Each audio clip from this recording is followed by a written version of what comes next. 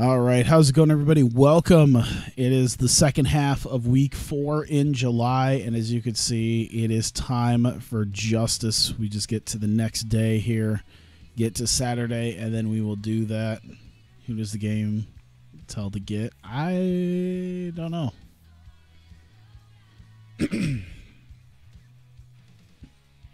Yeah, so there's no official storylines in the game that I run. It's just all whatever I book.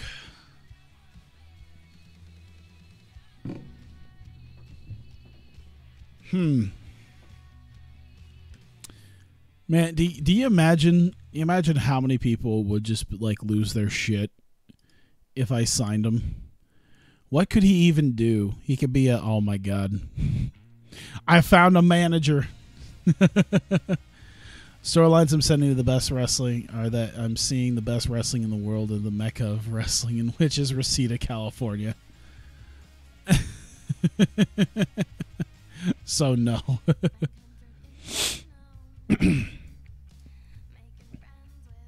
Yeah, I don't think he's as big enough to.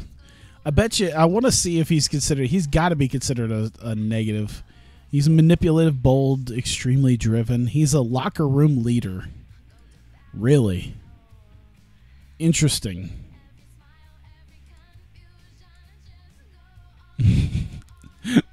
I almost want to do it just for the fact of like people just being like, "How dare you?" Who are the hidden gems? Not anyone noteworthy, if I remember right.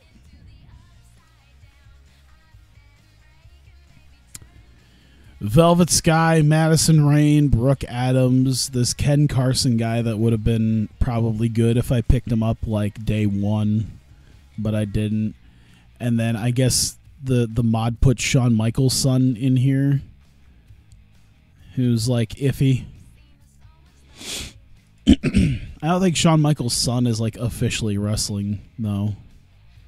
So yeah, a lot of like women's wrestlers that I know aren't gonna do jack and shit for me.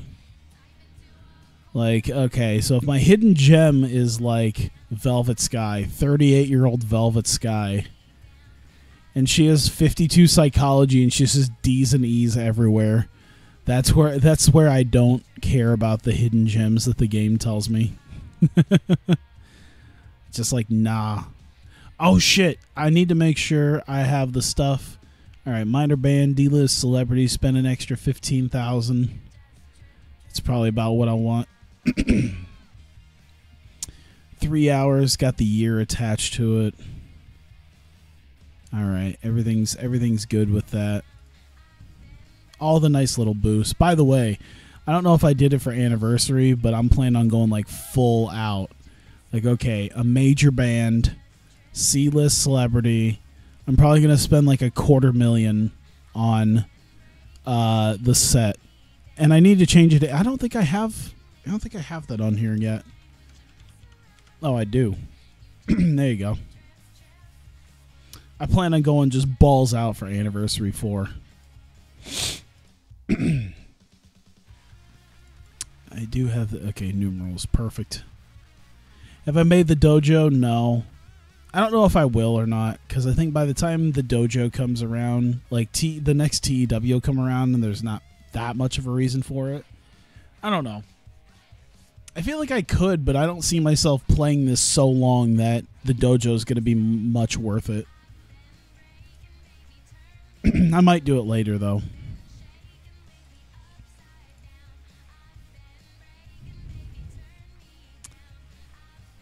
Yikes. What?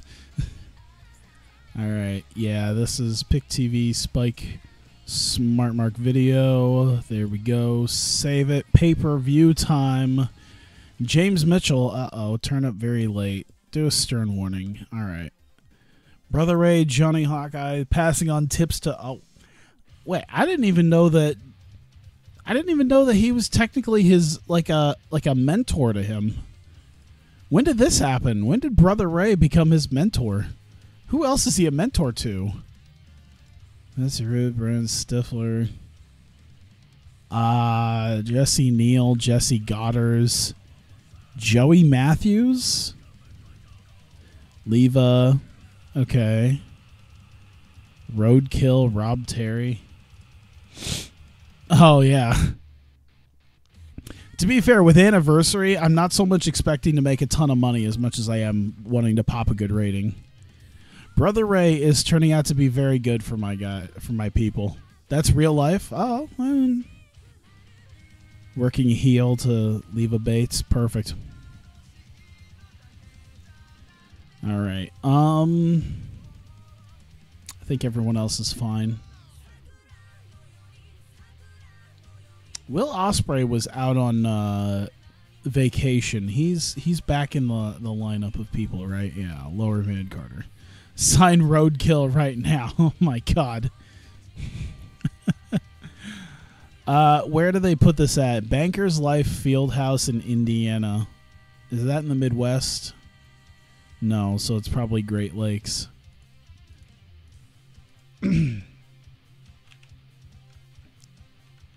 Bankers Life Fieldhouse. 18,000 people. Okay, we're getting... Is that... I bet you that's where the what is it? Pacers play there? I bet you. I'm thinking like Indianapolis. It's probably a basketball arena. I bet you the Pacers play there. It looks like it does. It looks like the Pacers play there. Yeah.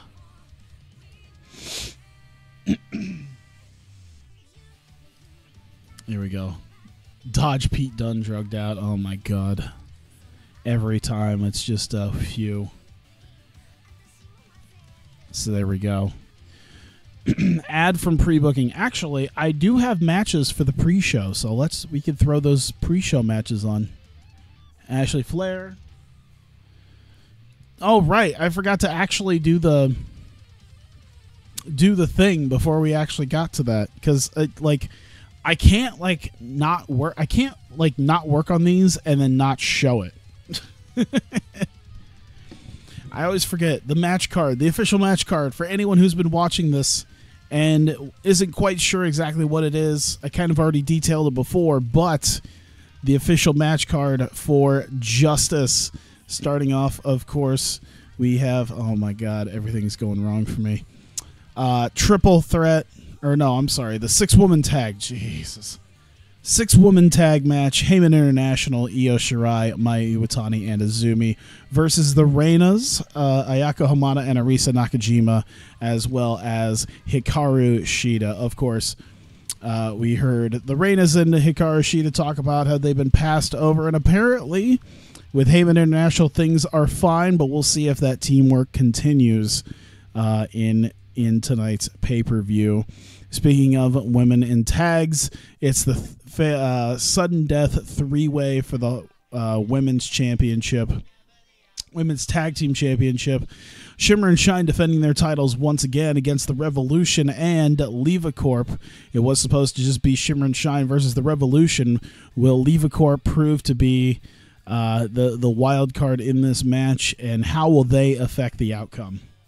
And then, of course, we have Adam Cole and Robert Roode of Revolt facing Juice Robinson and Matt Cage of the newly formed Day One. They call themselves the Day One guys, and they want their revenge over the actions of Adam Cole and Robert Roode, both at the GP final as well as the weeks afterwards. We go into a special one-on-one match, Prince Devitt versus Shane Hollister. Shane Hollister, of course, beat Prince Devitt last month at the GP final and eventually won the Grand Prix itself. He is headlining Anniversary 4. Prince Devitt looking to take him out perhaps ahead of that, perhaps incapacitate him before he could even have a chance at it. Then we have the Hawkeye Pro Tag Team Championships, the American Wolves, defending against the Time Splitters, of course. Time Splitters back in action after over 3 months. Kushida went down with a broken neck. Alex Shelley called Chris Sabin to reform the Motor City Machine Guns, ended up quickly dropping the titles to the American Wolves. The Time Splitters are back, though, back together, and here to prove that they are truly the #1 tag team in Hawkeye Pro Wrestling. We'll see if they can get that done tonight. Finally, of course, non-sanctioned contest. These two have been going back and forth with one another, and they've been very, very close. Not any real confrontation, not any too much physical confrontations between them. Brock Lesnar and Tama Tonga. Brock Lesnar has interfered himself against Tama Tonga's behalf for the heavyweight championship. Tama Tonga kind of been out of the heavyweight title matches thanks to Brock Lesnar, and he's looking to get retribution against him tonight. And then in the main event, Alex Reynolds defends the Hawkeye Pro Heavyweight Championship against Kenny Omega. Reynolds at GP Final last month won a three-way dance to get himself to become a three-time champion. Kenny Omega was none too happy that it was even a three-way dance in the first place. And he's looking to get his title back in what could perhaps be the final heavyweight title match before Anniversary 4. Alex Reynolds, Kenny Omega. We'll see what happens with that one. And we move back over to the booking sheet here so I can put that in there. I better see a TNA finish with Tama Tonga and Brock Lesnar. In what way? There's a lot of ways it could be a TNA finish. I'm assuming like a lot of interference or just a complete my two ideas of what a TNA finish are either a ton of interference leading to a bullshit victory, or what they did with oh god, who was it? Crimson and Matt Morgan, where they just couldn't stop punching each other, so they just threw the match out. I guess they're both considered shit shows technically, so you know it could go either way. You know what? Let's try this. Let's do Flair over Kangaroo Jess. Open match. Call it in the ring. Decisive win. There you go. A little bit of something. Starting off in the kickoff. Another kickoff match for the women. Lufisto going up against, oh boy, poor Mia Yim.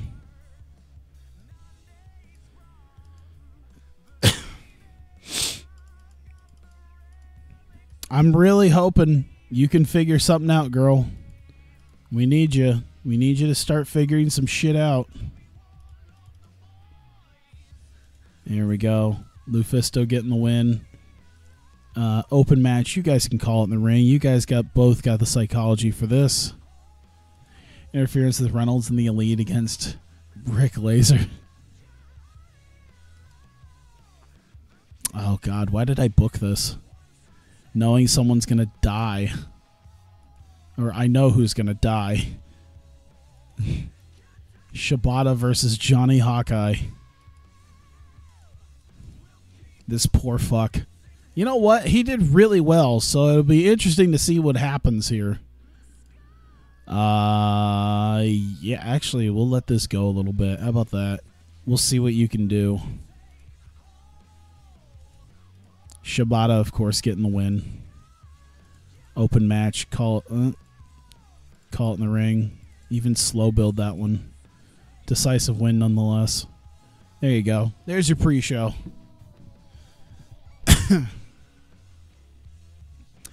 3 work 'em out matches. All right. I don't know what I want to start with, but I'm thinking Revolt versus Day One. I'm trying to think what could garner a decent match, but still HPW Screwjob against Brock. Oh my god. I think that could be good. The only other one would be like the 3-way dance, but I might wait, or the 6-woman.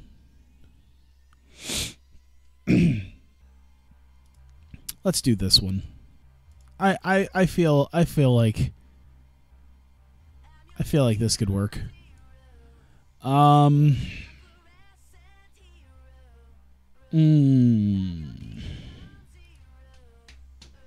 80s. I was not expecting an 80 psychology out of Matt Cage. And a 77 out of Juice. Okay, so Matt Cage and Juice have come to play. How are you guys going to hold up with this? Oh, that's right. Oh, no, Adam Cole's got shit psychology. I forgot about that. Ah, fuck. Thanks, Adam. We were gonna do some amazing work till you fucked this one up.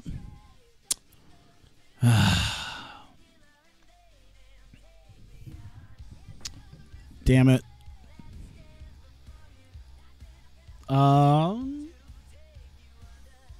See what I have here.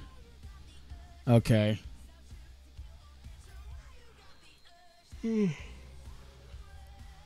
Get Tanahashi, have Brock versus Tanahashi at Anniversary. There are plans in place. Trust me, I have plans in place.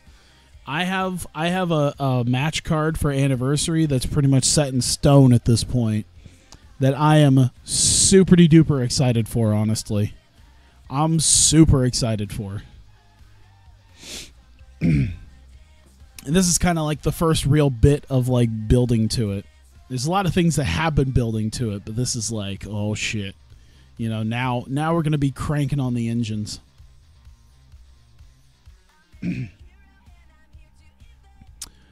Open match. You know what? Don't slow build. I think they'll be fine. Tainted win. Chris Hero will be part of that, I think. On, let's see, Matt Cage. Chris Hero being a part of that. There we go. Give the win to Revolt. All right, so then...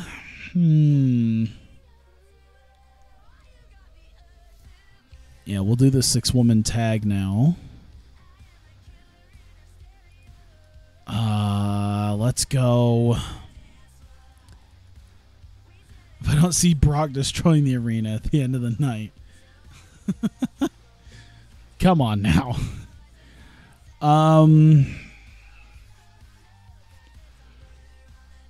Azumi's the weak link, so...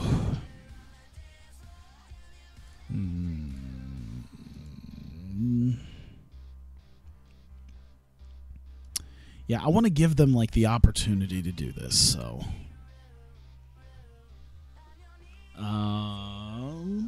Yeah.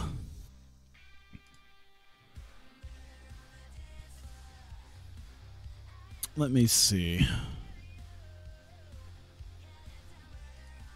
Yeah. Mayu got the win earlier on Wednesday. Let's give Io the win again. Who should get it? I think Shida should lose. I think that's... I'm sure she'll be fine. Open match it. Slow build. Whoops. Decisive win. Io don't need to cheat.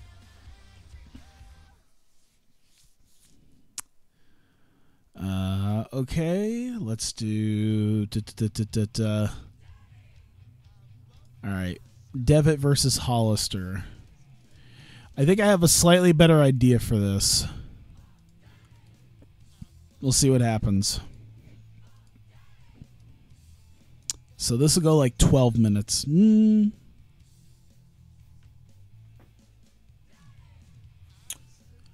I want to see something real quick. I want to see the stats of our main event. 83-81. 82-80. I really feel like that should be higher. Kenny Omega can go 60 minutes. I think a new Kenny Omega could have like a 90 stamina at this point.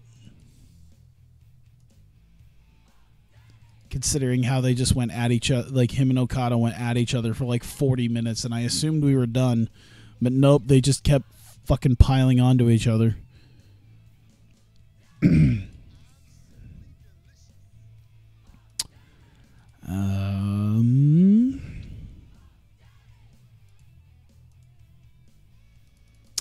We'll do 12 minutes. There's a good reason enough behind that, I think.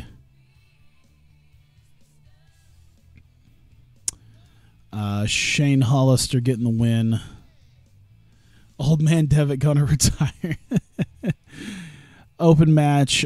Call it in the ring. Actually, don't be open. There's a story to be told here.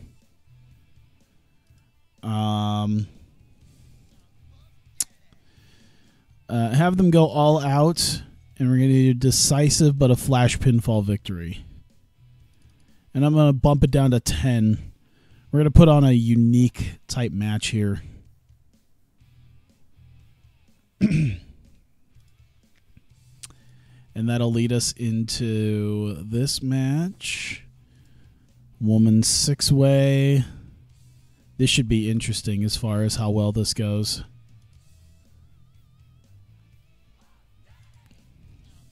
Women's tag team titles on the line. I'm going to give this one to Mick in hopes that this turns out well. And we're going to give this one to Athena. We'll give the loss. Kurt versus Devitt, loser has to retire. My God, he's not that old. He's just getting shitty quickly.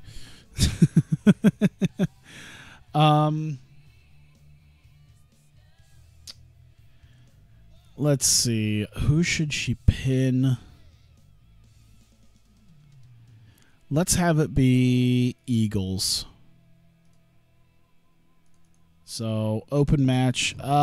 Could they call it in the ring? Probably. Might give it a shot. That 70 psychology is what's killing me on that one.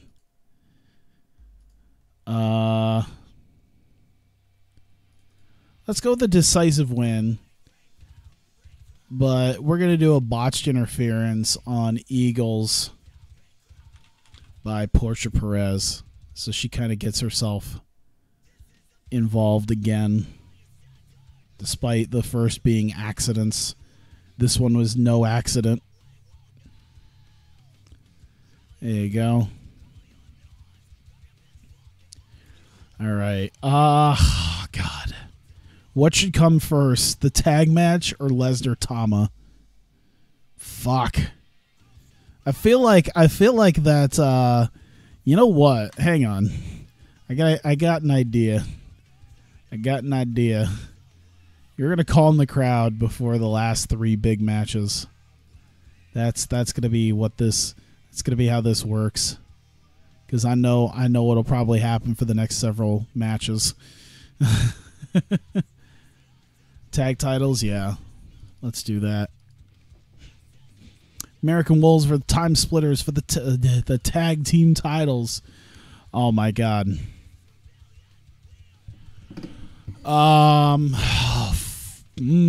Should I?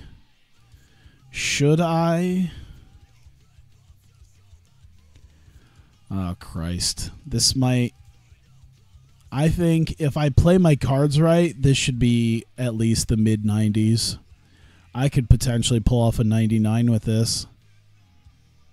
All right, I've got an idea. I've got an idea. Okay, these guys are gonna go half an hour because I feel like they could. They go half an hour. They probably go further. But, all right. Alex Shelley getting the victory. Open match. Call it in the ring. Slow build it. Decisive win. We're going to put everything out there to make this like a great, phenomenal match. They're just going to go out there and they're going to bust ass for the tag belts and have the Time Splitters walk away with this. Finley. I think Finley can handle this. There we go. Brock Lesnar, Tama Tonga. Non-sanctioned match. We should make this a very Brock-esque match.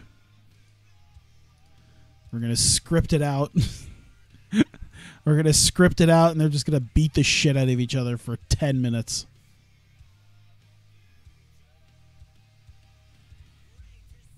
Maybe 11. How about that? All right. Mick's going to handle this. And my God, Tama Tonga is going to get the win. And open match.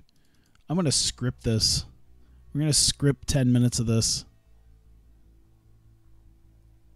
Should we? You know what? Let's take the script off. He has to either die or pull apart. Decisive win. There we go. He probably won't do it. No, he's not.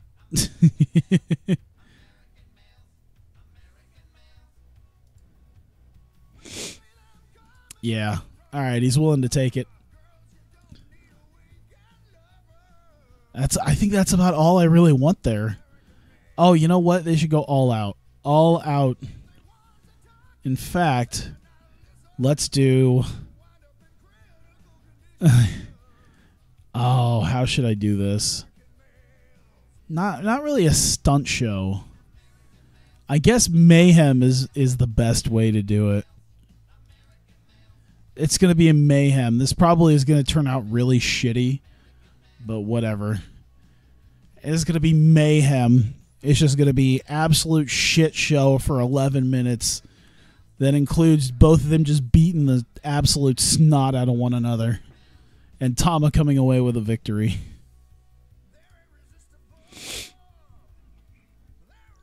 Because I ain't doing like pure Brock Lesnar shit. He's not just gonna like run roughshod through people. At least not immediately. Let's see here. 83, 81. Oh yeah, that's right. I checked this already.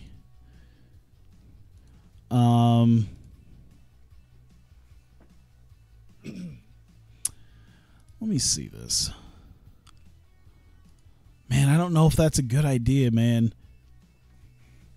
So I purposely put like the tag match at 30 minutes because I thought about having this be...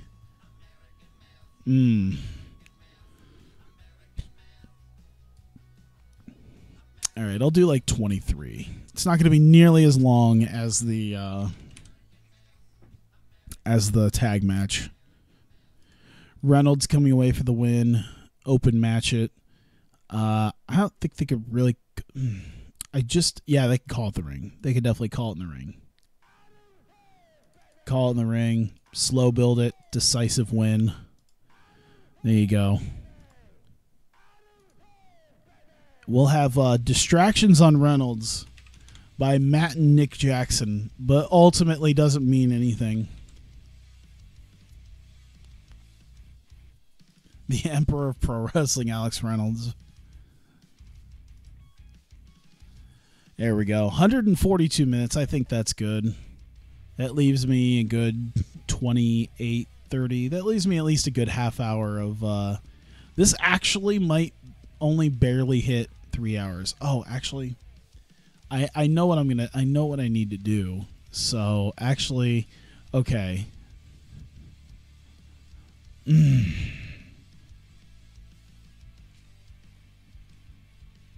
Okay, I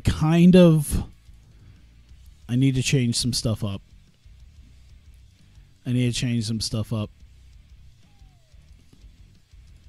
So, this is going to move down here. This is going to move up here. This is going to calm the crowd. There you go.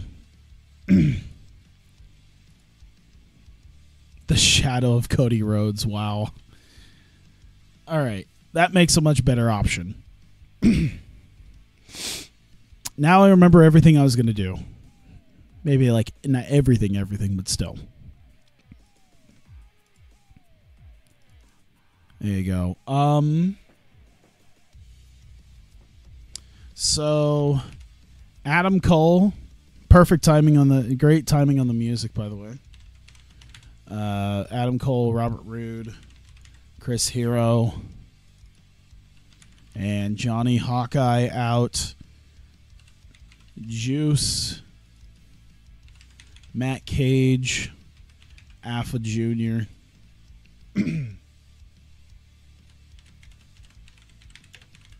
Revolt Beatdown, Juice and Cage. Oh my god.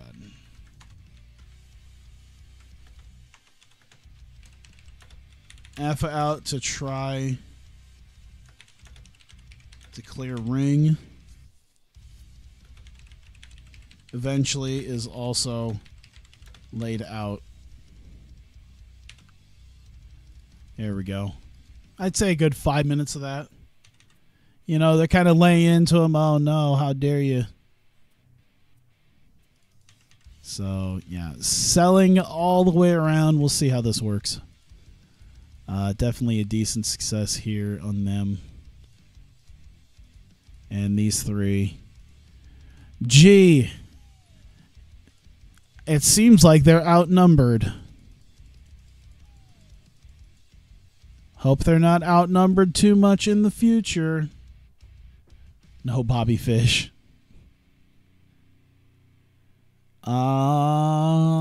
Let's see here.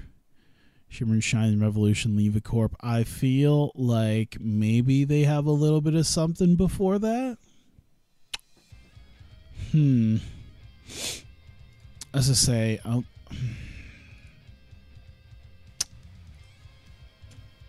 trying to think here. All right, yeah.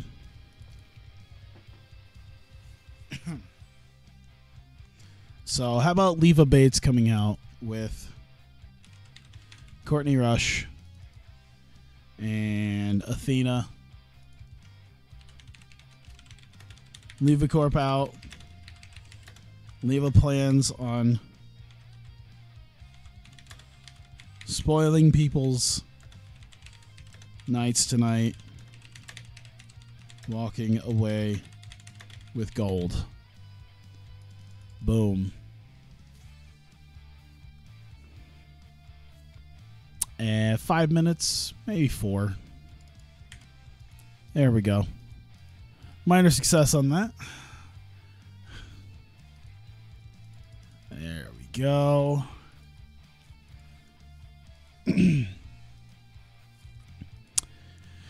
And then Athena and Courtney Rush and Leva Bates.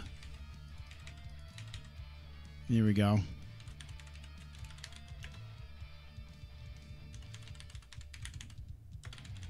Leva Corp celebrate their... Oh, you know what? Hang on. Brittany Knight. Becky Knox. Celebrate their title win as Knight and Knox are livid.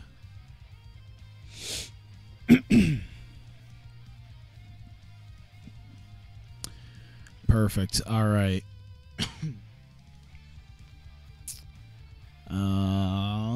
Let's see here. Let's do like just 3 minutes on that. I'd say a pretty big success on that, celebrating their title win. There we go. Starting, we have an exploding bat death match. What? I feel like you're lying, but hey, eBay's got Switch Joy-Cons for $48. What the fuck? Sorry, I gotta make sure I have this. No, where's it at? I want my. I could use another pair. Give Reynolds a better finisher. I really should. I'm gonna wait until I see something posted on their Twitter about this. That just sounds dumb.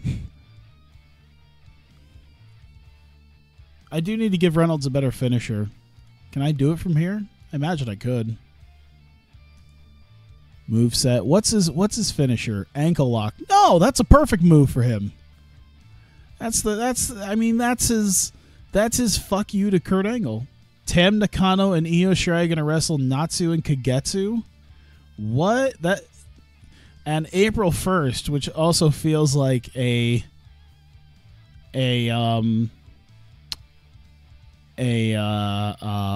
what's the term? An April Fool's joke. I wonder if that's going to be I don't... Something about the words Tam Nakano and Exploding Bat Deathmatch just feel wrong. A strike finisher? I mean, I guess. I mean, the ankle lock thing is... I guess. Let's see. What could I do? Oh! Oh, what is it called? It's probably not on here, is it? No, it's not. Okay. I'll give him McIntyre's Claymore. That's his impact move. Can cause blood? Sure. Done on a chair? I'd say so. I guess it could technically be done off ladders, but I'm not going to worry too much about that. There you go. I'm going to give him that Claymore kick. There you go.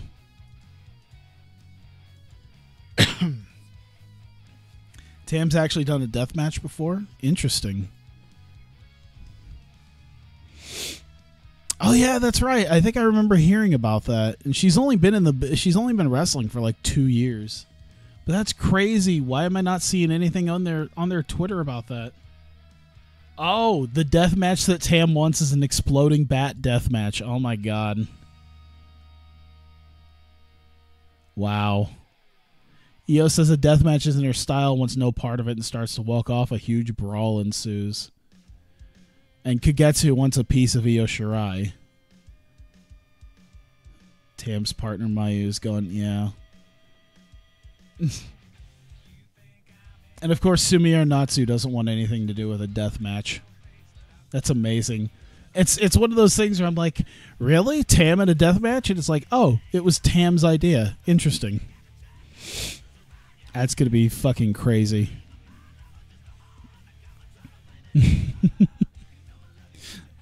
This is Io Shirai. Io Shirai is going to fuck herself up some more just on the off chance that it's like, hey, you sure WWE still wants you? It's going to be an exploding bat death match. Come on. Io Shirai still want you? Are you still excited about not doing that Ring of Honor, that Women of Honor tournament?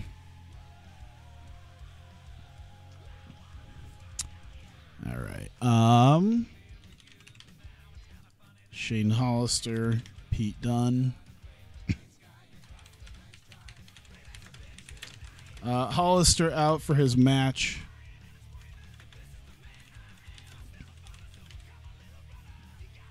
Dunne jumps from behind.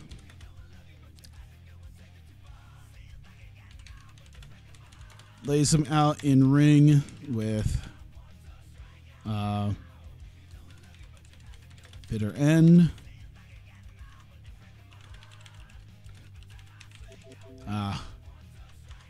Yeah, we'll just leave it at that. Then Devitt comes out. Tama Reynolds need a finisher. They only bring out against tough opponents like Burning Hammer. There we go. Neutral, minor success.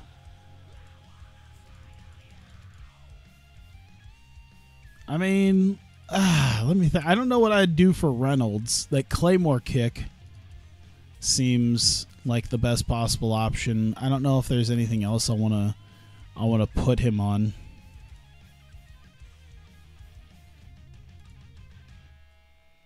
I'm trying to think. Do I have something for Tama? We need that's something I should do for Tama. I feel like a gun stun is maybe not quite enough to put away a Brock Lesnar. I want to try to think of like what's a ridiculous move that's maybe on here that would be a massive spear. Bring in those Roman Reigns style things. A massive spear. I'm trying to think what else there is. Turning Tombstone. See, now that you said something, now I want like a super finisher for him. I don't know. Let's go down to like here. Top rope Styles Clash. Top rope neck breaker. Oh my god, I don't think Brock would ever want to do that. Whoops. Torture rack DDT. Isn't that kind of like a burning hammer? That sounds like it'd be cool. Wasn't that like a Tyler Rex thing? Torture rack DDT. Wasn't that kind of what Tyler Rex did? I feel like that's what it was. Because it was kind of like a burning hammer, but not.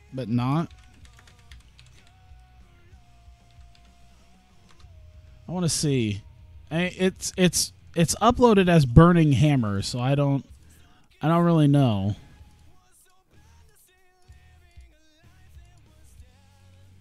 But yeah, he gets him up in a torture rack, then drops him into a DDT.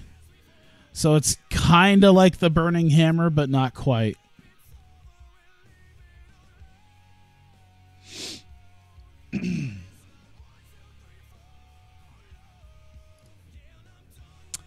I think that'll be, whoops, Uber finisher.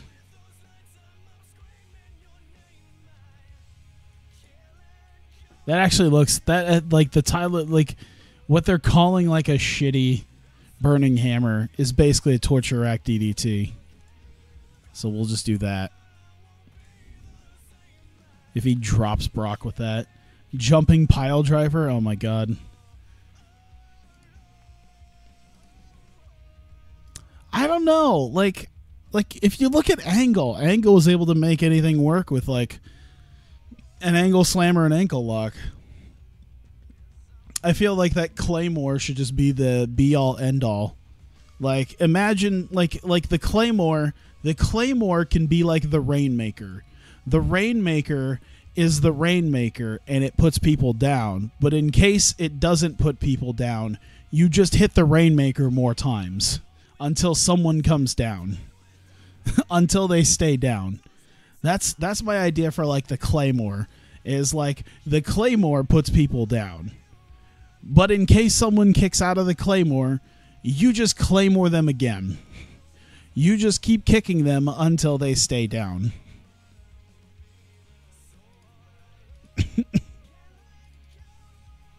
That's my idea. Shane Hollister. I'm going to put out Akira Tozawa.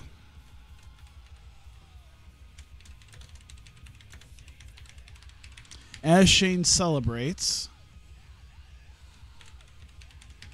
Tozawa runs out to Reynolds is my Okada. I'm not saying, well, shit. I don't know. Could be. It's a good idea. He's not quite like the figurehead, but damn good. God, I guess he...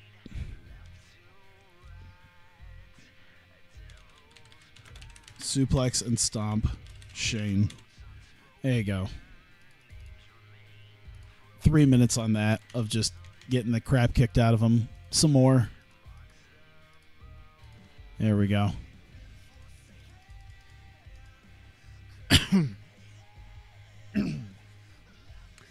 All right, Heyman International versus Reynolds and Hikaru Shida.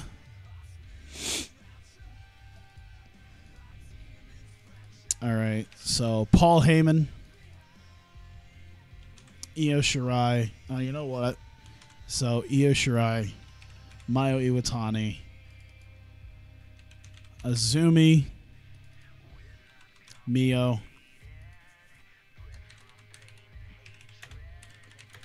Heyman with Brock, ready for his match.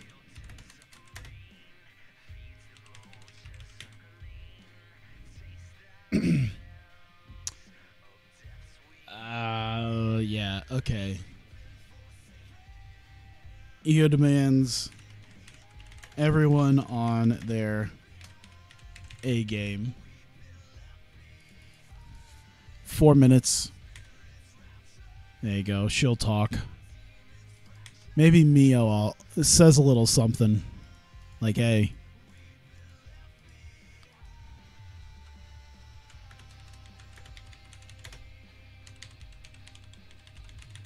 Mio with disagreement.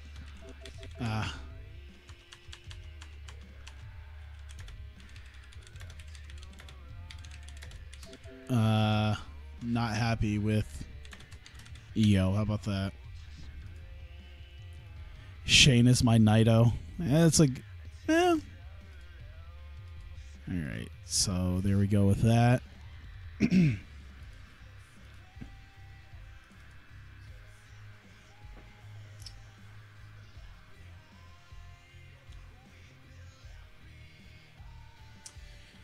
Oh God, do I want to do it now? Fuck. Okay.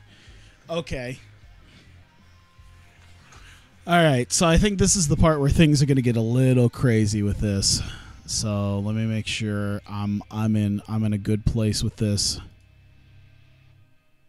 Oh God, things are fuck. Okay. How do I want to do this sequence of events?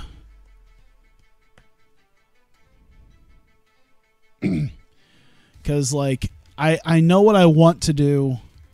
I'm just trying to figure out like the idea behind how I'm going to do this. Okay. All right, Io Shirai, Mayu, Azumi, Mio. Okay. Maybe they don't. Mio doesn't really do anything because they're all selling. Kana and James Mitchell.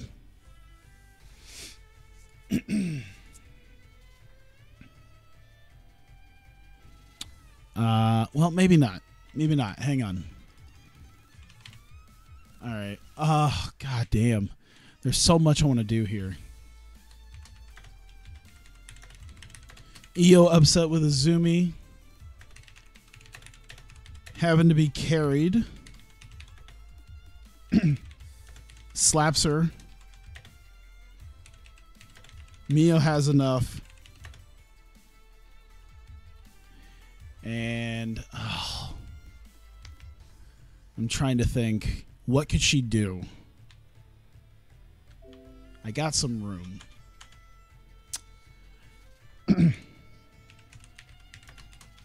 Maybe not like, okay.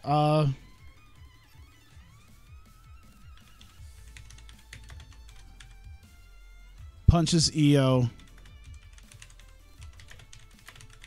Knocks her down. There you go. So things are a little, I'm going to do 4 minutes so that things are a little tense at first. Things are tense. And I don't think there's any real injury risk with a slap and then a punch. But I'm going to give like minor success to the fact that they won. More so to Mio that she's standing up to Io. So move that there. Oh my God. Okay. Then we have Io. Mayu. All right. Io. Mio. Kana. And James Mitchell. Kana returns. Mitchell in the middle of it.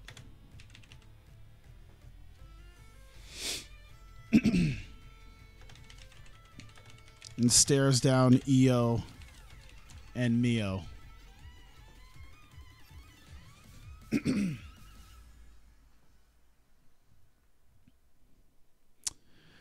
Oh man. Okay, yeah. Let's do that. Time splitter where wolves post the ring. Io leaves. As Mio welcomes.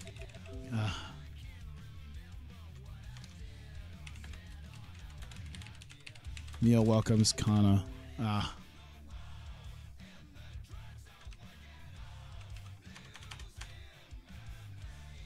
Let's see. Kana returns with Mitchell in the middle of it, stares down Io and Mio. Io leaves, welcomes. Damn it.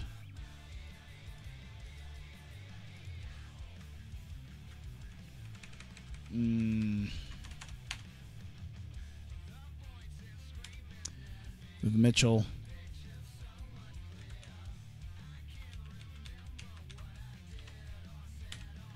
Here. Alright. Io and Mio. Mio welcomes Kana back. Here, wait.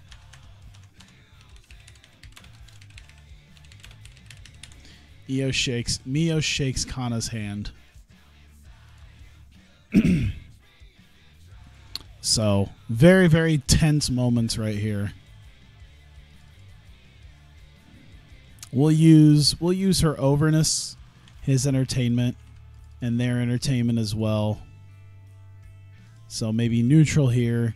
Success, bigger success because she returned, and a slight success there. There you go. All right. Wolves versus Time Splitters.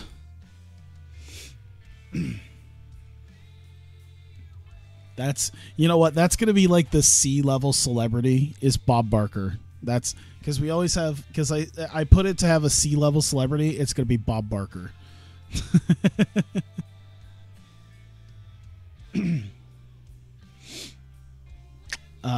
Okay, so let's see. Davey Richards, Eddie Edwards, Alex Shelley, Kushida. Special entrances for teams include country band for Wolves and should it be wolf pelts? Yeah. Time Splitters wearing wolf pelts. There you go. 4 minutes, I'd say. I guess their overness would be the thing that this works on. So there you go. All right. Alex Shelley. Kushida. They're selling this goddamn match. Exhausted. Time Splitters. Celebrate. Winning back the tag titles. There you go. Just like 3 minutes. I'd say a decent success for both of them on this one. There we go.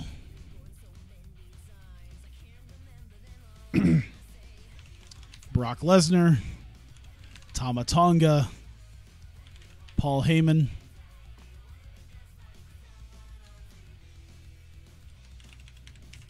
Entrances with Paul announcing Brock.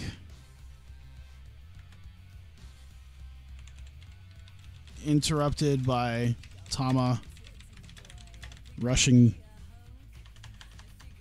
the ring to hit Brock. There you go. All right. So yeah, maybe like 4 minutes on that. Overness. I'm gonna make sure that this is just like I'm imagining a thing where it's just, you know, Paul Heyman doing his shtick, where it's just like fighting out of the Conqueror's corner, the Beast incarnate, bam. That's when Tama just starts hauling ass to Brock Lesnar and starting this shit up. I'd say a low injury risk maybe for Brock, depending on how hard Tama's coming at him with that.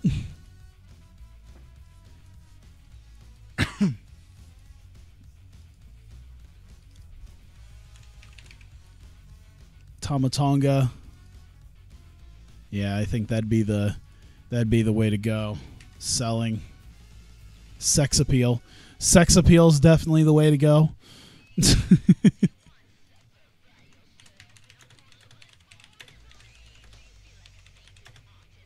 Thomas beat up, but able to walk away from a fallen Brock. There we go. Just like 3 minutes, I guess, on that. Yeah. On the bright side, the way it's going right now is we're not actually going to hit 225 minutes like we usually do. So, progress.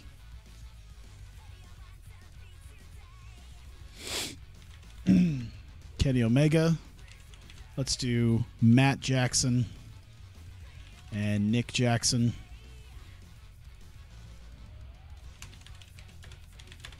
Omega out with Bucks.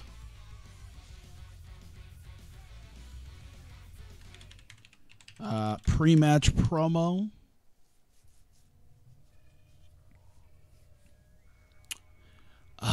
What should it? Should he continue talking? I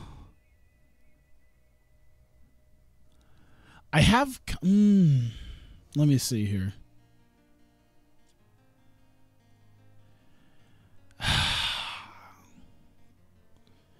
I'm just gonna put this right here. Oh, damn it. Okay. I just need to look at something. I'll finish that in just a second. I want to see something with Brother Ray.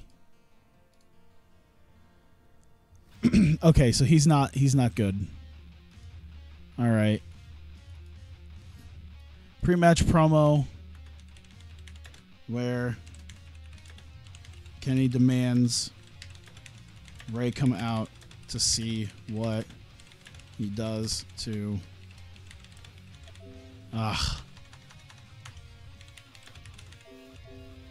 damn it.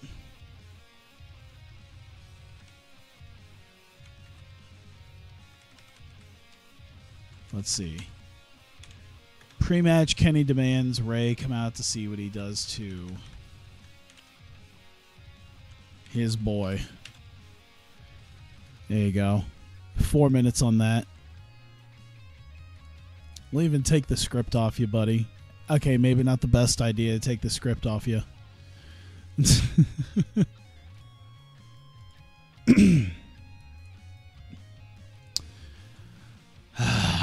Let me see here.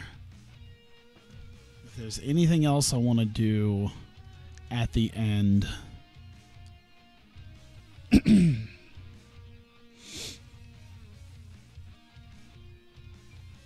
Yeah, just 1 second as I'm just kind of looking at what I have planned.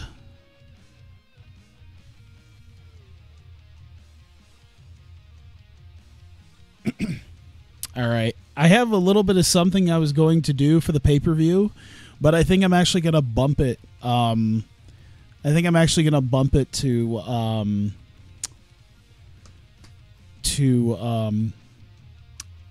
the weekly show. I think that's what I'm going to do. I think that's the best option at this point, is to just bump it to the weekly show. It'll happen, just not tonight.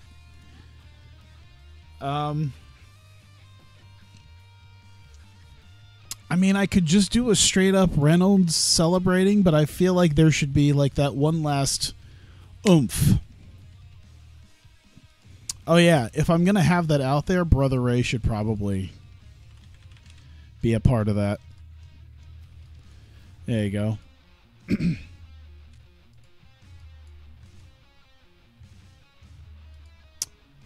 All right, yeah.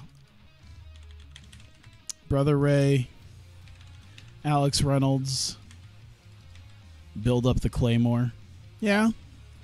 I mean, to be fair, if he finishes him with it, the building up of it happens mostly in the match, which is probably the best way for it to happen because, hey, Daniel Bryan's running knee kind of did that. Like, it just kind of came out of nowhere to beat John Cena.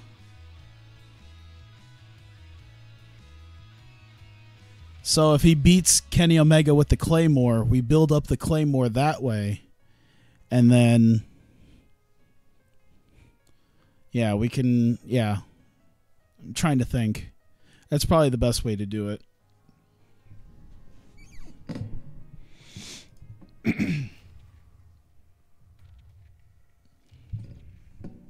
I'm trying to think if I want to have...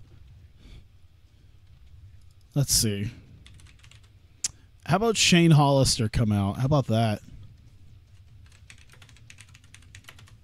Ray raises Reynolds' hand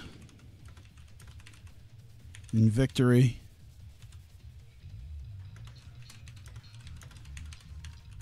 As he celebrates a beaten up Shane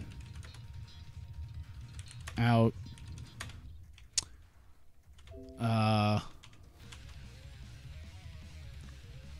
Let's see. Have him with a post-match promo. Yeah.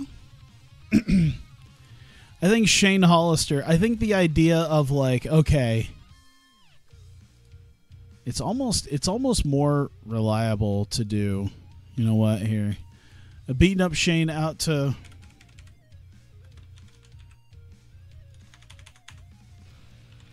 motion for the belt. There you go. So that's how you end it. You can end it that way with Shane Hollister. He's gotten the crap kicked out of him by Pete Dunne, but he just kind of limps out here to have Brother Ray you know, raising his hand and just kind of spoil their little bit of fun there. I think that's the best way to do it. And I think I've got it. I think it's good. Did I really just only manage to do that in an hour? I feel like I've missed some stuff. Just some stuff. Oh, I've got an idea. Okay. Yes. Kurt Angle.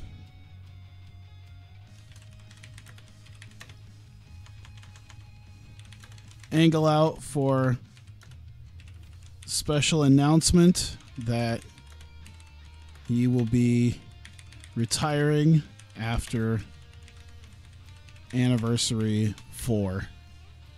Just a quick deal there to just kind of have that out there. I'd say it's a major, maybe storyline wise coming out. He's just going to cut like a nice little 8-minute promo. I think 8 minutes to kind of tell the fans like, hey, listen, you know, this will happen. And it'll be after the Time Splitters thing, so before all the shit happens with Brock and Tama. Angle come out, his special announcement, he's retiring at Anniversary 4. That'll be his last show, at least as a wrestler. Alex Reynolds payoff. Hey, I mean, I'm not gonna show my hand right now, but I mean, I'm not gonna show my hand right now.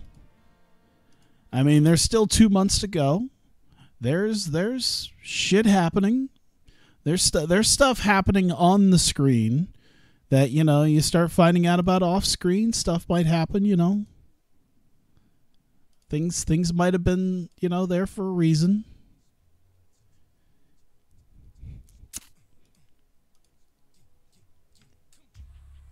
I feel like maybe there should be something else. I don't...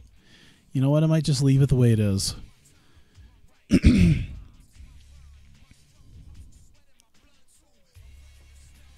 Yeah, I feel like I could use like one last bit, but I think we're good. I think we've got enough segments.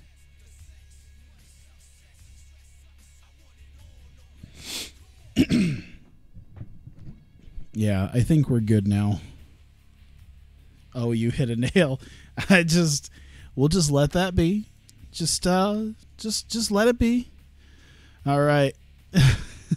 16,000 people. Probably more people that show up for a Pacers game. I want to know attendance now as I make that joke. Indiana Pacers.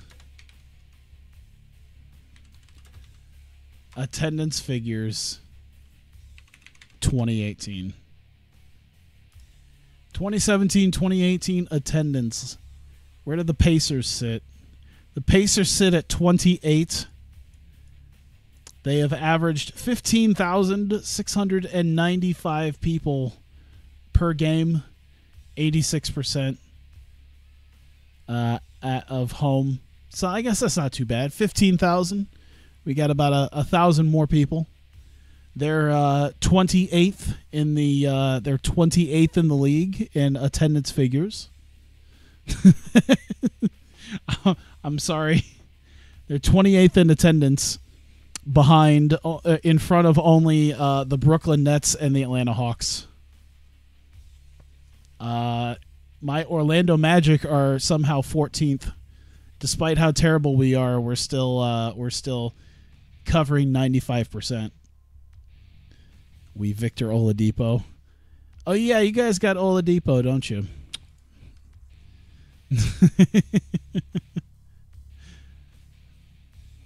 Perfect. All right, so Ashley Flair versus Kangaroo Jess, a 78. Very nice. I'd say very nice for a pre-show match there. Lufisto versus Mia Yim getting a 71. Once again, goddamn, Mia only getting a 50. Yeah, I too was once a Victor Oladipo fan. Then the Magic front office decided that, nah, we don't need talent. Who needs talent? I like how they got rid of Victor Oladipo, but like they kept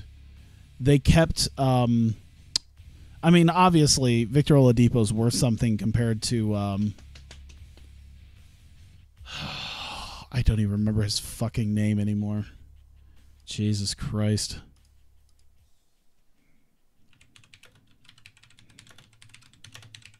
Wow, I'm completely blanking. Peyton, Alfred Payton. There we go. Yeah, we kept Alfred Payton. Gordon's gone in free agency. And then like Alfred Payton we traded for some fucking bubblegum. Alfred Payton we traded for chewing gum and pocket lint. 71 though, Lufisto. 85 for Shibata versus Johnny Hawkeye. Goddamn. Just PKs the fuck out of him. 84 for Hawkeye, by the way. That's pretty damn good. He definitely showed that he can hang up there. All right, starting off the actual show, Revolt, Adam Cole and Robert Roode versus Day One, Matt Cage and Juice Robinson. And you stole our coach. We don't have hardly anything. We take what we can get. Revolt getting the win. Back for the main show. Yes, you did. You got here just in time for me to run the pay-per-view. Adam Cole and Robert Roode getting the win in just over 16 minutes. Some underhanded tactics, which involved Chris Hero coming in, attacking Matt Cage when it seems like Day One we're going to get the victory. And Adam Cole picks up the win for Revolt. And then after that, Revolt, Johnny Hawkeye comes in despite the fact that he was PK'd just about 20 minutes ago. He's a little groggy, but he helps beat down Juice and Matt Cage. Afanoi Jr. coming out, try to clear out the ring. He gets a fair bit of offense in, does pretty well for himself, but eventually is also laid out. Ultimately, he too goes down as the 3-on-4 numbers are just a little too much. Gee, it's like they need a fourth person. Leva Corp is out. Leva Bates planning on spoiling people's nights tonight and having Leva Corp walk away with the gold as they are, of course, the wild cards in this women's tag team title match. And Leva Bates looking to move into the next generation of Leva Corp with some success. Damn good promo from her, by the way. And then, okay, I'll take it. Okay, so yeah, great wrestling, decent reaction. Leva Corp coming away in the sudden death 3-way triple threat rules. The champions didn't have to get pinned, although Athena ended up defeating Madison Eagles with the, I guess, yeah, it is called the O-Face. I almost like whatever the fuck they call it now, the Eclipse.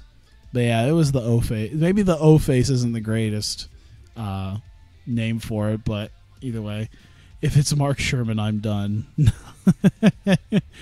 I will tell you, I had thoughts. I will tell you, I have had some thoughts. He is a day one guy, if I remember right. He was part of that day one roster. But no, there's other people part of that day one roster. During the match, Portia Perez came in, got herself involved in the match once again. This time it worked out against her as she accidentally hit Madison Eagles, which allowed Leva Corp to get the victory that they did. There we go. Same as Reynolds, yeah.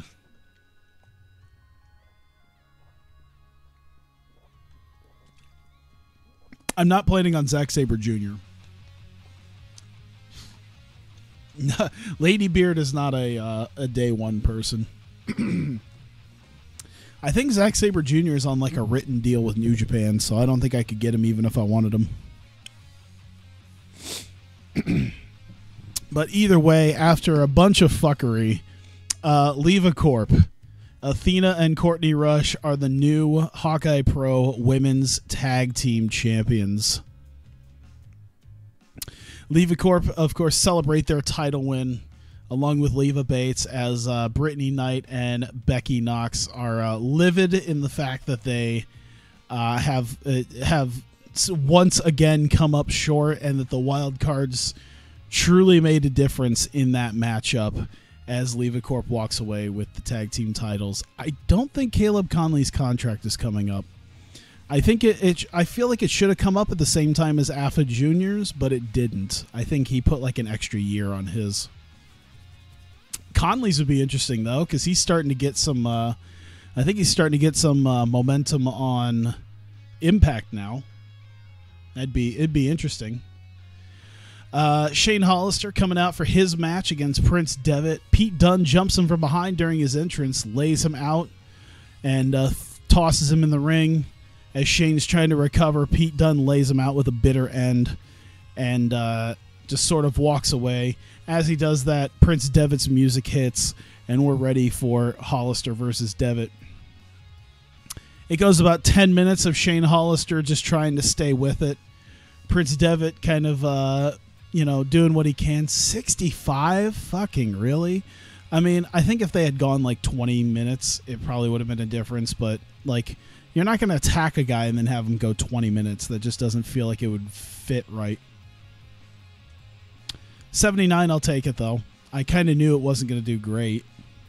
But either way, Prince Devitt kind of underestimated Shane Hollister. Shane ends up getting a cradle, getting a small package and a cradle roll up on him, and gets the win over Prince Devitt after about 10 minutes of getting the snot kicked out of him.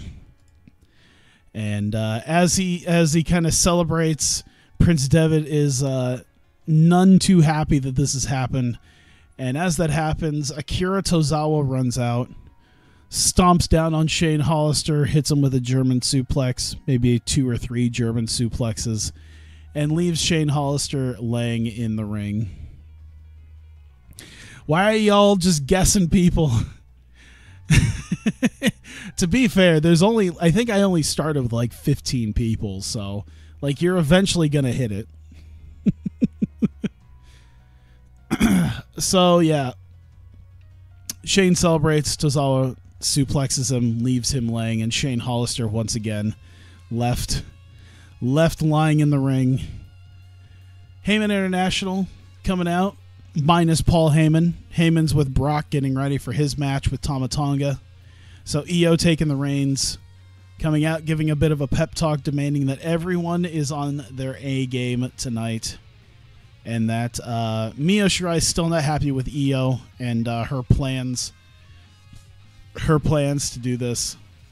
You're going on YouTube now. Look at the roster.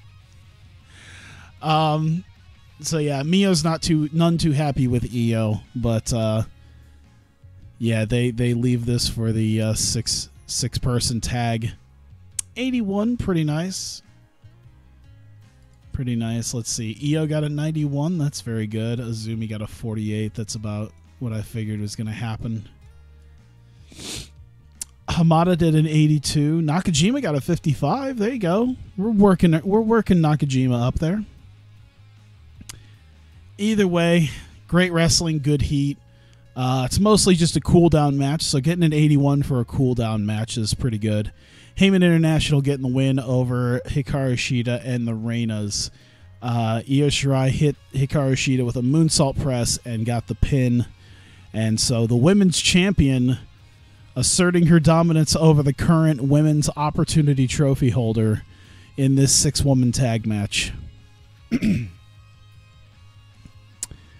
And post-match, Io's a little bit upset because she felt like she had to carry that match. And when you're with Mayu and Azumi, most likely, Mayu's pretty good though. Azumi's gonna get there eventually, but either way, she knew that Azumi wasn't really carrying her weight, and god damn it, just I mean, I could tell you, but I mean, how fun is that? I mean, we just had the angle happen, so more than likely you're going to find out the next time I stream this. More than likely, we're going to have someone show up on Wednesday.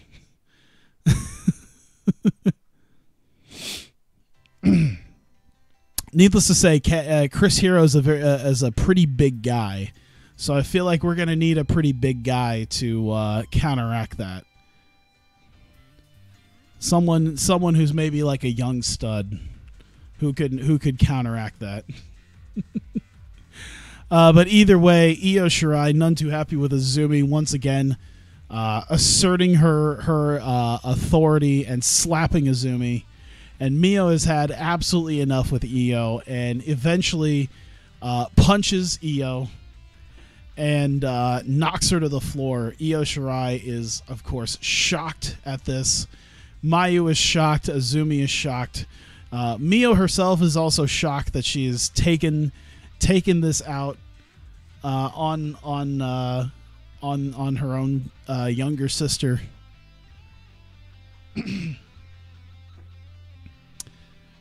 Taking it out on her own younger sister by knocking her down. And looks like perhaps Io and Mia are going to have a fairly physical confrontation, but at that point, Mayu and Azumi kind of like slink away from this because it seems like something was going to explode with that. But Kana coming out with James Mitchell. Kana makes her big return.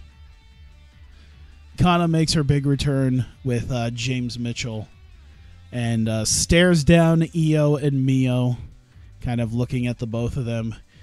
Io not appreciating the situation that she's in. Of course, she's in there with a pissed off older sister and a newly rejuvenated woman of which she took the women's title from. So she kind of slinks out of there. And with that, Mio Shirai looks at someone who is her old friend and shakes her hand, and people are kind of we're unsure of perhaps what is going on, but as of right now, Mio is at least slightly friendly with Kana, but we'll have to see what happens in that regard.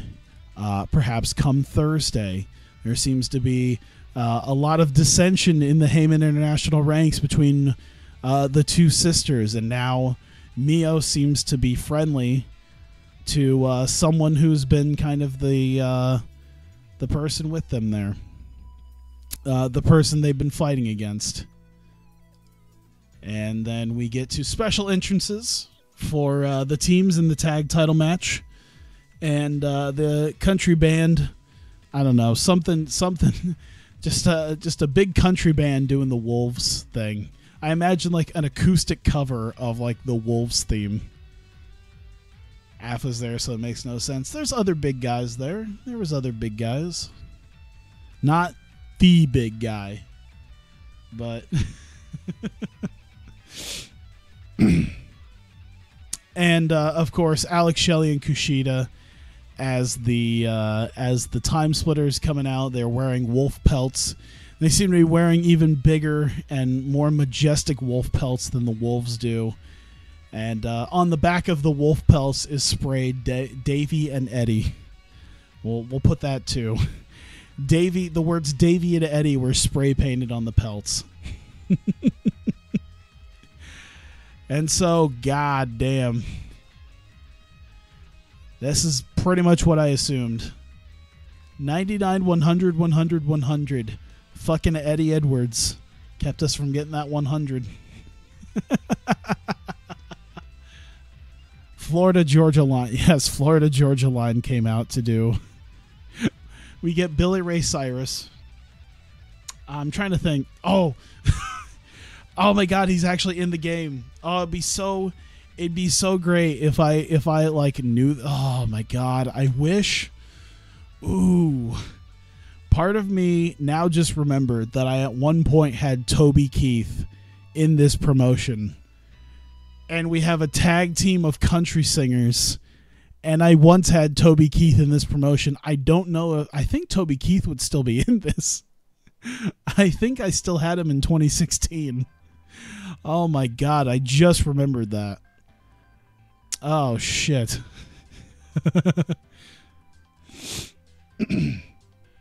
Either way, that's pretty much what I expected from them, was a 99. In 30 minutes, it took half an hour of fantastic wrestling, but the Time Splitters pinned the American Wolves to take the Hawkeye Pro Tag Team titles, and they are now officially two-time Hawkeye Pro Tag Team champions. What did Toby Keith do in wrestling to get into this? He did an appearance on I don't know if he was I don't know if he did anything other wrestling things besides this, but if you look up Toby Keith TNA, and you could see this is what Toby Keith did. Hang on. If you'd like to know what Toby Keith did, this is what Toby Keith... Oh, whoops, hang on. There's this.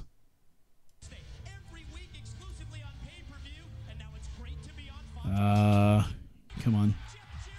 There you go.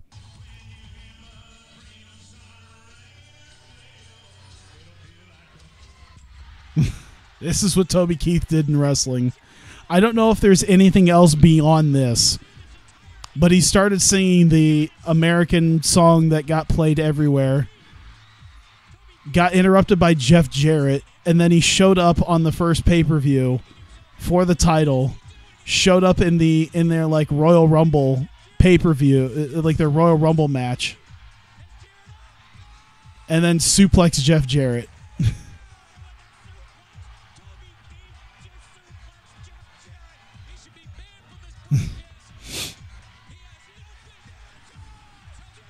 So yeah, that's basically what Jeff Jarrett did. Yeah, that's basically what Toby Keith did in wrestling. It'd be a shit TNA thing. Oh yeah. I guess he showed up on Raw once too, but that was during like the shitty. That was during like the awful like Raw. What is it? The guest host of Raw era. Oof. Oh, yeah. That was the thing, too, is that he was rumored to potentially be in the wrestling business with Jeff Jarrett as well. Because I think there was a point where he was considering buying TNA. I think before Dixie Carter ended up buying TNA, I think Toby Keith was potentially planning to put some money down on that. And then, of course, when Global Force Wrestling started, that was another thing, was Toby Keith, maybe potentially being involved with that as well. At least financially. I don't know if that really happened or not, but yeah, it was a rumor that he was involved with the Jeff Jarrett Global Force thing too. I should see, because I feel like in that same vein, Billy Corgan should be in here. I don't know. I think this was too long ago to have him be in it, but I bet you Billy Corgan's in like the new ones at least. Either way, Time Splitters celebrate winning the tag titles. They're beaten up and exhausted. They just went 30 minutes, but they are the new tag champs.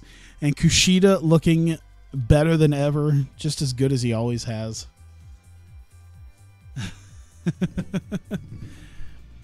And Kurt Angle coming out for a very somber moment that in 2 months, he's made a special announcement that in 2 months at Anniversary 4, Anniversary 4 will be his final show where he'll be wrestling, and that after Anniversary 4, he will be retiring. The segment deserved better announcing. Why were they even... whatever.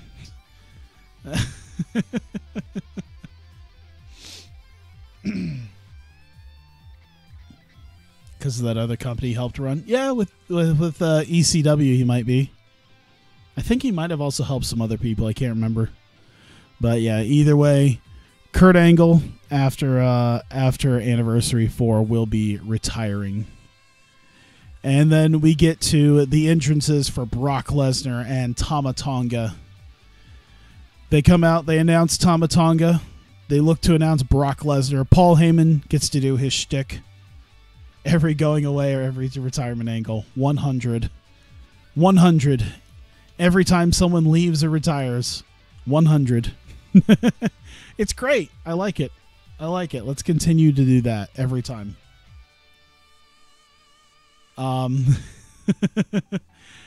So Paul Heyman looks to do his shtick, introducing Brock as he's kind of in the middle of it, kind of doing the whole, fighting out of the Conqueror's corner. Tama Tonga just runs across the ring and starts beating on Brock Lesnar. And we just immediately start the match. This will be interesting to see what happens here. 73. Okay, really? Holy shit. I feel like if I had given them some different time to do something. I even gave him an Uber move and then he didn't do it. No.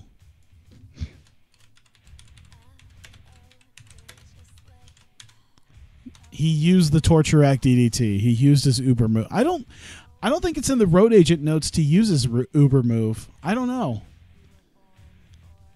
I'm surprised that Brock Lesnar got an 88. I'm gonna be completely honest by you. Brock was held back by the chaotic nature of that match. Brock was held back by the chaotic nature. Brock was held back by the chaotic nature.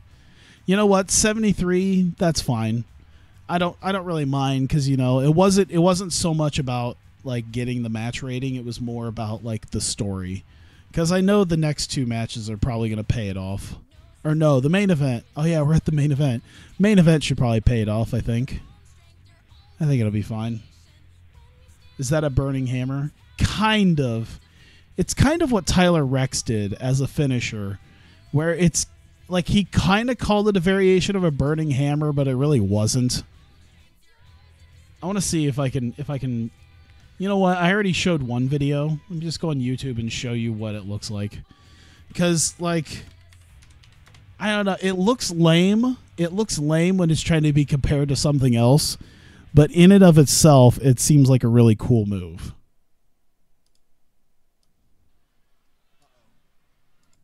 Here we go. Like, it's a cool move in concept. Just if you start comparing it to something else. There you go. Torture Rack DDT. I think that looks pretty. I think that looks pretty cool. It just looks similar to other stuff.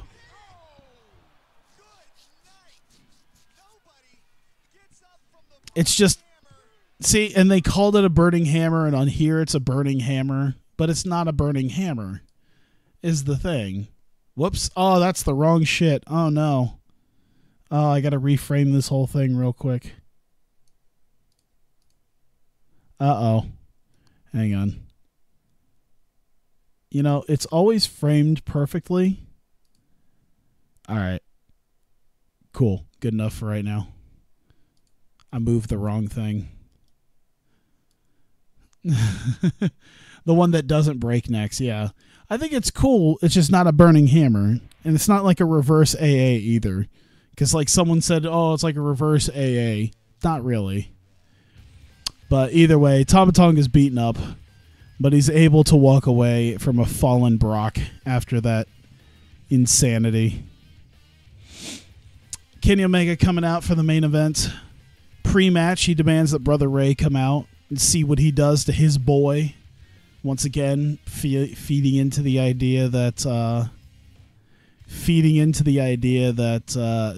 Alex Reynolds is sort of the personal favorite of Brother Ray, which isn't really wrong if you watch this. Nonetheless, Omega demands that Ray come out. So Ray gets to be on commentary for this match. You know, it's not the greatest of matches. It's not the greatest of shows to put on, but I like it. I liked it. Lack of psychology. Blah. Really? Whatever. Alex Reynolds defeats Kenny Omega in 23 minutes with a Claymore.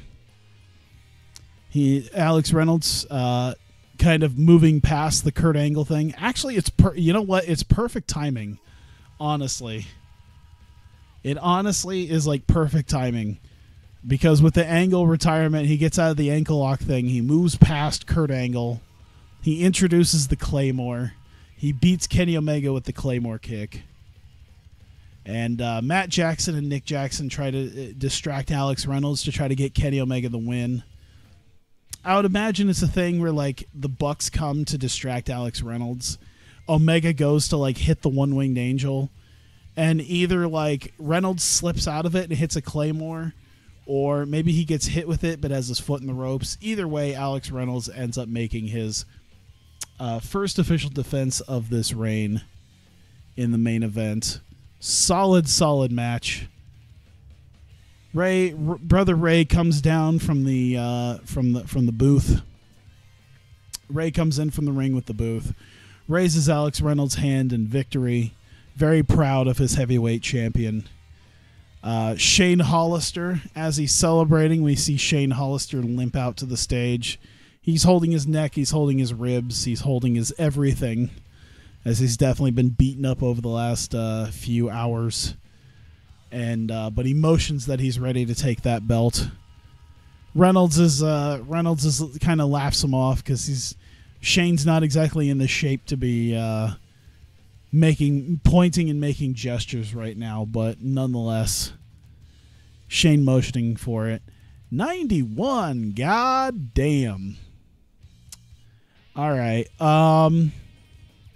First off, let's give some love to Kushida because he came back and he just fucking hit on all cylinders.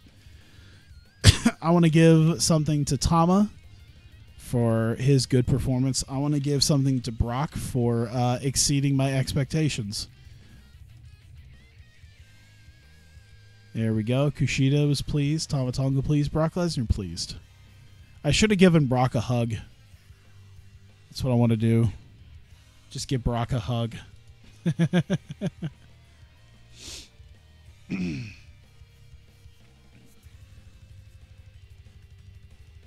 All right.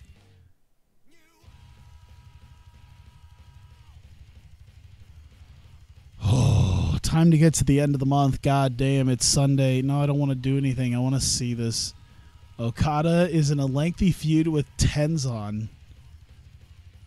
Okay. Everything else is just blah. Pay-per-view buy rate 0.09. That seems like we did pretty good. 45,000 buys compared to Grand Prix did 36. Another 9,000 pay-per-view buys. I got to say, that's pretty good. We're nearing what the best numbers TNA ever did. We're nearing that amount. So I'd say we're doing pretty good. We made a lot of money on ticket sales. Pay-per-view revenue went up. Ticket sales have been up with that. I mean, Jesus, we were in what, 16,000 seats for a pay-per-view. TV revenue's up 500,000. Sponsors are a little bit leveled out right now, but merch sold a little bit worse. Tech WWE New Japan. All right, let me do Sunday first so we get through any potential pay-per-view days, and then we'll check that out. And I know, okay, since this is also kind of a shorter video, it's an hour and a half right now, and people said, you know, if I'm doing this long, I might as well show some stats and stuff too. Since I like looking at the stats of things, I might as well spend 10-15 minutes just looking at stuff like that and seeing where we sort of sit amongst everything. I think Ring of Honor is the next person ahead of us because we're in 11th. I'm pretty sure Ring of Honor's 10th. So I'd like to pass them up. Yeah, we'll look at the title situation. Oh, let's see. Dragon Gate did a thing. WWE's got some people that come in. Nobody else really makes me care. All right, let's see this. Sport 1, that's fine. We can do that very easily. Go to war with them. I'm good. Yeah, ROH is 10th. We're 11th. At least we're solidly in 11th now. I do enjoy that much. We're doing pretty well for ourselves now. I do want to know. Okay, so let me see our top 100. So Justice did get number 5 in events. So that's pretty crazy. So, okay, so we did this week. We did our number 2 highest event and number 5 highest event in all of our shows. Festival is still our best one right now, but we put on a damn good Adrenaline. A pretty damn good. I'd still say I think our Breakout was probably on here as well. It was an 85. Yeah, there's the Breakout. We number 32. I'd say that's pretty damn good too. But yeah. So Justice sits right behind Grand Prix final from this year in the pay-per-view category. Matches. Wow, I actually have a lot more amazing matches than I remember. Jesus. So Nakamura Tozawa Devitt is still the best match we've ever put on. Time Splitters and Wolves get put up there at number 2 right behind it. Wolves and Machine Guns from last month is also now up there. Time Splitters, Briscoes, Kings of Wrestling, and the Young Bucks in the number 1 contenders match 2 weeks ago. Akira Tozawa and Marty Scurll. Oh, yeah, that was Marty Scurll, too. That was Eddie Edwards. Akira Tozawa and Eddie Edwards did a 98. I forgot about that. Nakamura Dunn from this week as well. Jesus Christ, man. And that Tozawa Shibata match, dude, when Tozawa Shibata happened earlier in the year, that was, I thought far and away that'd be the best thing I'd do for quite a while. And in a matter of 6 months, it's become the 8th best match. That Tozawa Shibata match was like, oh man, that was so amazing. I wonder if we'll ever get that high again. And like 6 months later, it's only the 8th best match.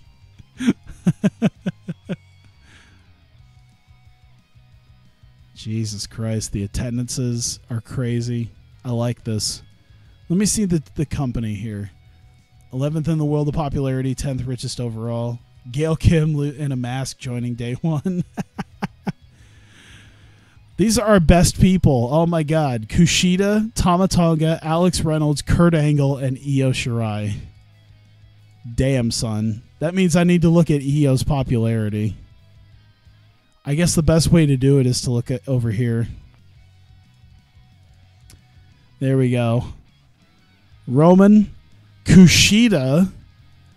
Holy shit. Kushida physically took over Tama Tonga as the most popular guy, as the second most popular guy in the nation. That's crazy. Roman Kushida, Tama Tonga, Triple H, Alex Reynolds. Holy balls. And he barely went up after beating Omega. That's crazy. John Cena, Del Rio, Angle, Sheamus, Ambrose, Orton, Tanahashi, Io Shirai. Oh, look at that. Io Shirai gets to live out her potential dream of being female Tanahashi. It's like a she actually lost popularity. Lost a little bit of popularity just from being winning in a six woman tag. Mysterio, Ray, Jericho, Lesnar. I think Lesnar gained some popularity even in that loss. Yeah, he did. He went up. I mean, the dominations against a couple of guys probably also helped. Kane, Shelley, Tozawa. Damn. Hey, there's Shane Hollister at 35th. Did he had to have gained some decent popularity, right? He did all right. He got a little bit of a boost. He's getting there. He's solidly in that B range now, so that's good. I want to see just before we do this, because yeah. By the way, if you're not interested in any of the stats or anything, I completely understand. I just want to see this. Io, Mayo's at 32, Kana's at 54, Dash is at 60. And Kana was up there. Herpaderp. I don't know who I was thinking. Leva Bates is probably pretty close, just not quite there yet. I think Leva's pretty close. She's getting there. A lot better than she was when I got her.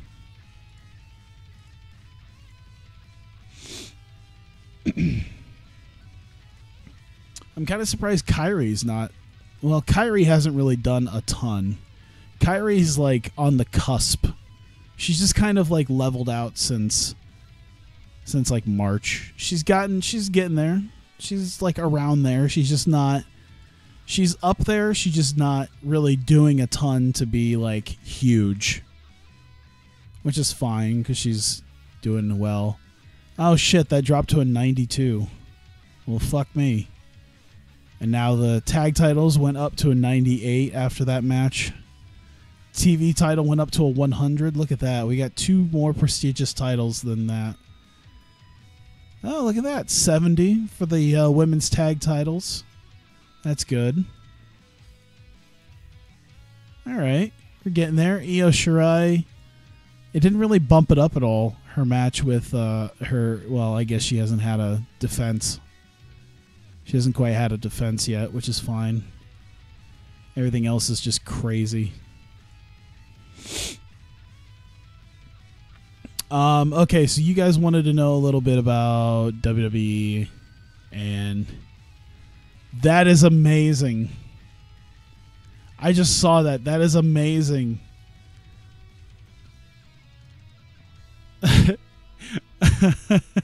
Not to mention, that's fucking Kwee-Wee. That's the picture of Alan Funk, or Kwee-Wee. So it's Kwee-Wee's picture, and then his name is James James. I love it. He's a high flyer named James James with Kwee-Wee's picture.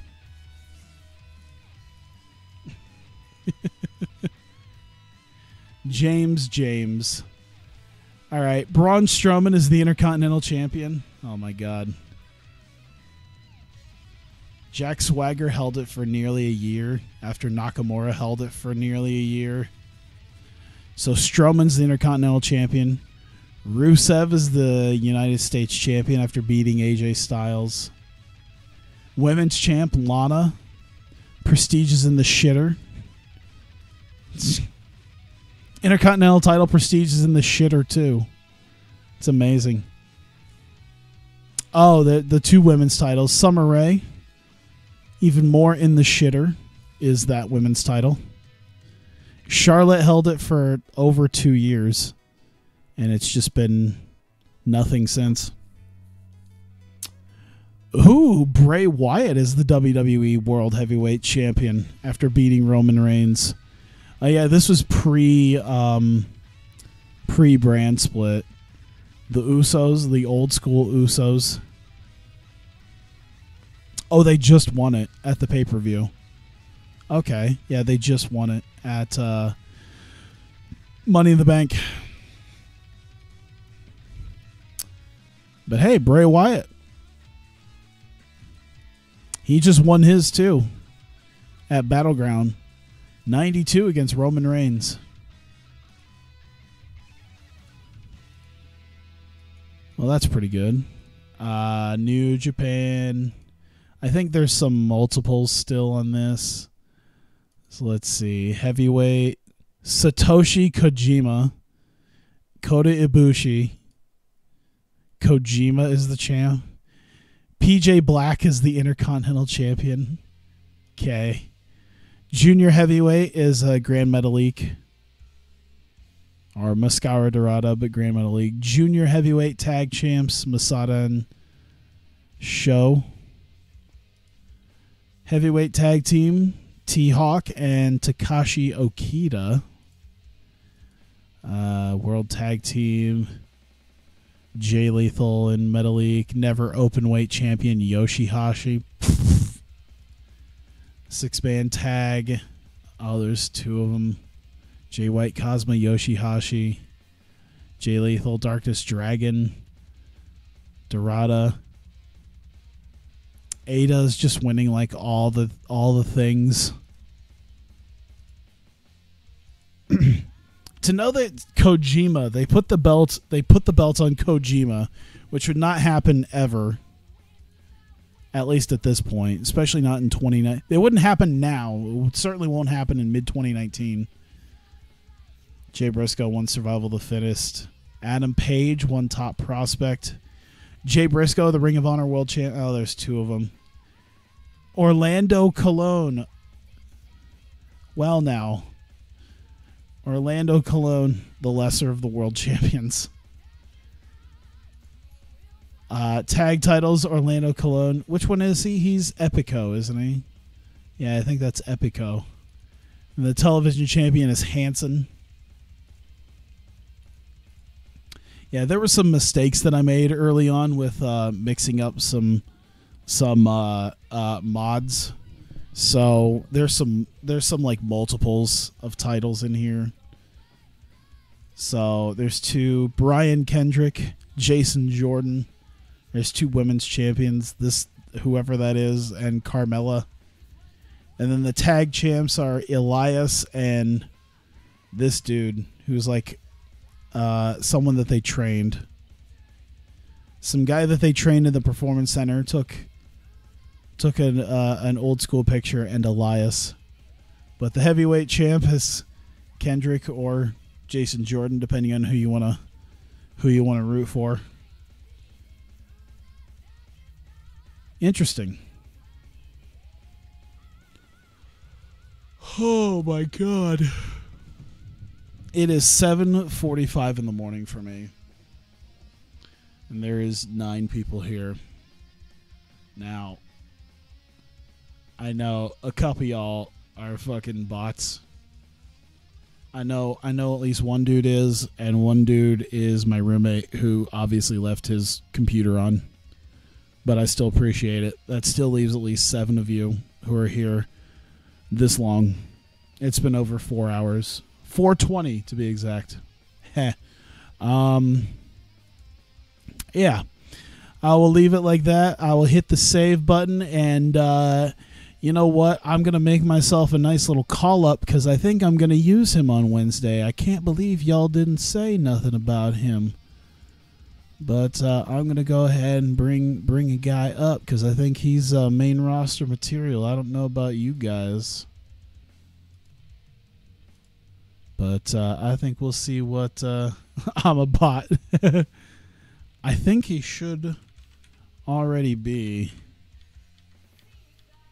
There you go. I might find a better picture by that point, but I do like that slightly updated one. There you go. All right. I might just keep his bully gimmick, but he could just be a face bully. Just go ahead and bring him on up. All right. I think we're good at that point. Trying to know what other stuff there might be. Yeah, I think everything else is just pretty much whatever. Although I will say I'm pretty close.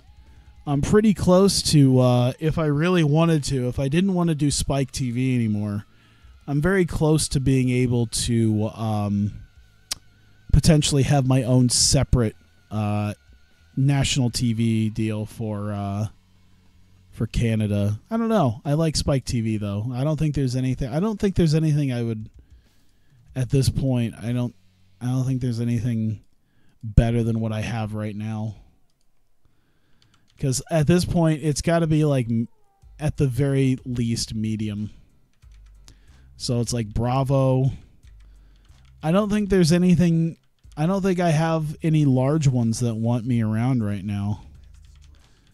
So I think it'll be a little while before I even have to potentially worry about a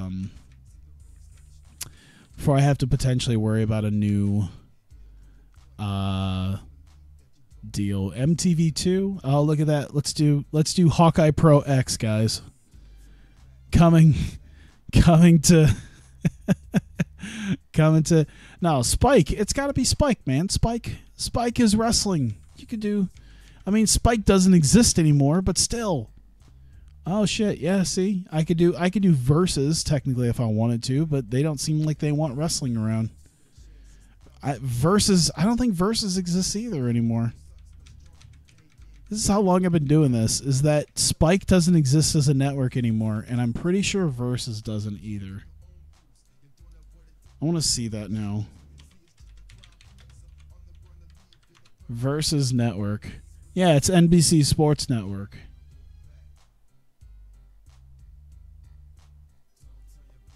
I was gonna say how long ago did that change? Oh, it was Versus. Versus hasn't been around for a while. Why is it still Spike? The Spike changeover was at least like recent. At least the Spike changeover was like this year. Let's see. When did it officially? Yeah. But it was like really recent. Either way, I'm tired. I think that's enough stat looking at and checking out what's going on in the rest of the wrestling world. I'm just excited to be at this point. Did I see the tweets from Spike about TNA a few weeks ago? Yeah, I also heard those were fake. Because there was an idea where they were saying a lot of things. They were saying a lot of things that like seemed to make it blatantly obvious that whoever that was just like trolling people. Because it's like I like they were saying things that someone as a network executive, it would be gross incompetence if it were true. And Spike isn't really known for their gross incompetence.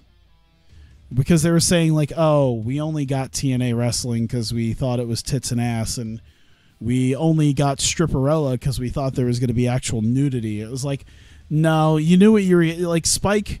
That's the thing. Spike had WWE.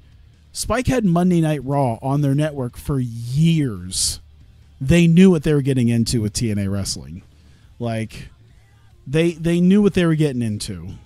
They weren't sitting there saying, yeah, they're taking the piss because like it's like, oh, because they were talking like, oh, we only got Stripperella because we thought there was going to be nudity, and it was like, no, you didn't.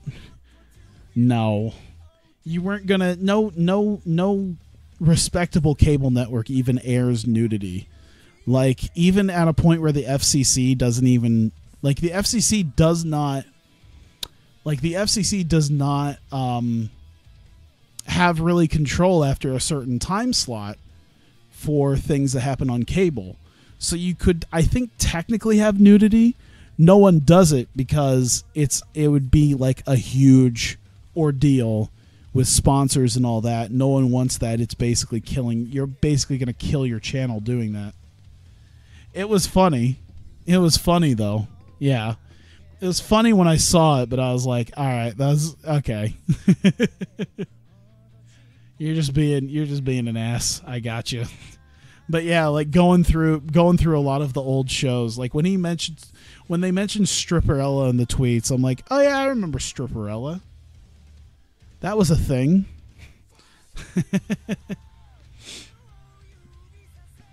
But yeah. Either way, I greatly appreciate you guys coming out here. Look at that. By the way, this is my first official month. Okay. Actually, it's been several months since. But I'm at a point now where I'm actually like, this is money. I'm making money. I made big money in ticket sales. I made big money on the TV revenue. I don't need you, Sugar Daddy CMLL. We're flying away from the nest and making our own money. We're fine. I probably should do that dojo. But yeah. Dan Hightower, Sammy Callahan injuring Edwards. It's whatever, you know. I know he was like working Jim Cornette in his tweets, and I've heard he felt like really bad about it. I don't really care either way, just because I don't care for Sammy Callahan. Like, he's alright, but I don't know what I wouldn't. I don't care. I don't care enough about Sammy Callahan to really have an opinion.